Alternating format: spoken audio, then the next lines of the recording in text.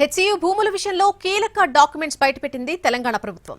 2004లోనే ఆ భూమిని ప్రభుత్వానికి అప్పగించినట్టు అందులో ఉంది. ఆ డాక్యుమెంట్స్ పై అప్పటి రిజిస్ట్రార్ నరసింహులు సంతకం కూడా ఉంది. 534.28 గుంటల భూమిని ప్రభుత్వానికి అప్పగించారు హెచ్సియు అధికారులు. అందుకు ప్రతిగా గోపనపల్లి గ్రామంలో సర్వే నెంబర్ 36లో 191, సర్వే నెంబర్ 37లో 205 ఎకరాలు కేటాయించింది తెలంగాణ ప్రభుత్వం. హెచ్సియు అప్పగించిన భూమిని ఎంజీఎంకి కేటాయించింది అప్పుడు ప్రభుత్వం. ఆ తర్వాత ఐఎంజీకి కూడా కేటాయింపులు రద్దు చేసింది. కోర్టుకు వెళ్లి సుదీర్ఘ పోరాటం తర్వాత ఆ భూమిపై హక్కులను సంపాదించింది తెలంగాణ ప్రభుత్వం.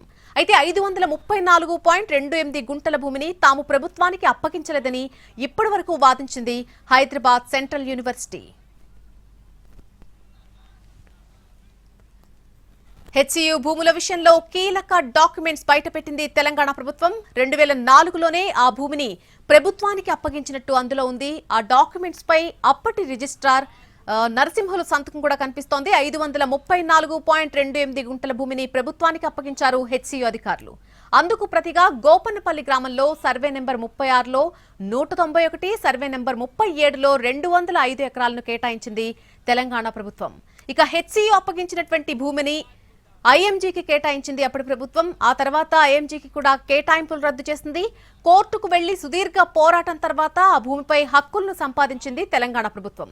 అయితే 534.28 గుంటల భూమిని తాము ప్రభుత్వానికి అప్పగించలేదని ఇప్పటి వరకు వాదించింది హైదరాబాద్ సెంట్రల్ యూనివర్సిటీ.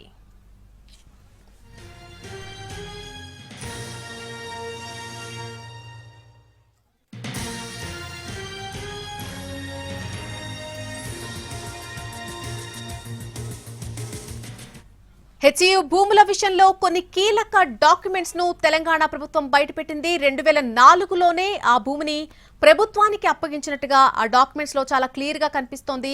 దీనికి సంబంధించి పూర్తి అప్డేట్ మా ప్రతినిధి చారి అందిస్తారు. చారి,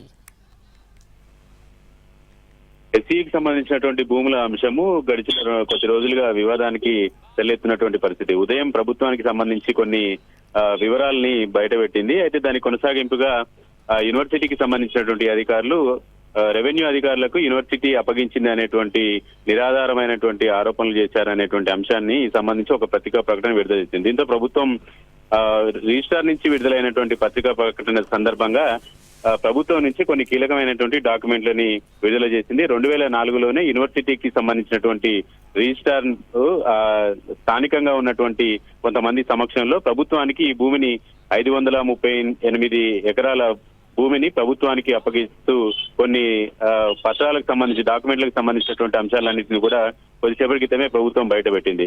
ఉదయం నుంచి జరుగుతున్నటువంటి ఎపిసోడ్ లో భూమి ప్రభుత్వానికి కాదని కొన్ని రోజులు, ఆ తర్వాత యూనివర్సిటీ భూమి అని కొద్ది రోజులు, ఆ యూనివర్సిటీ భూమి మేము ప్రభుత్వానికి రెవెన్యూ అధికారులకు ఇవ్వలేదని కొద్దిసేపటి క్రితం ఆ యూనివర్సిటీకి సంబంధించినటువంటి అధికారులు ప్రకటన చేసినటువంటి నేపథ్యంలో వీటి మీద క్లారిటీ ఇవ్వాలని ప్రభుత్వం ఆలోచించింది. దాంట్లో భాగంగానే కొద్దిసేపటి క్రితమే ప్రభుత్వానికి అప్పట్లో ఉన్నటువంటి రెవెన్యూ అధికారులకు యూనివర్సిటీకి సంబంధించినటువంటి అధికారులు భూమిని బదలాయిస్తూ రాసుకున్నటువంటి ఒప్పంద పత్రానికి సంబంధించినటువంటి డాక్యుమెంట్లను కొద్దిసేపటి క్రితమే ప్రభుత్వం విడుదల చేసింది.